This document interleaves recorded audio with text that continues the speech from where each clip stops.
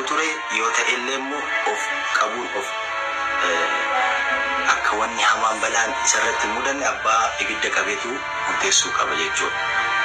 Garuu immoo nan dandeessisne sanaaf gidduu galee mucaan nan ajjeesii yoo jedhu jechuudha. Dhugaan jiru kanuma. Mucaan miidhamee jira. Anis immoo konarra darbee na miidhameera lama dhuga'ee tokko surree keessa darbee tokko immoo caafirra na argatee jechuudha. Ani waan kana bal'isuun barbaanne wanni uumame akkasii kanaafi dhugaa kana baraa wanni kun akkasii jechuudha.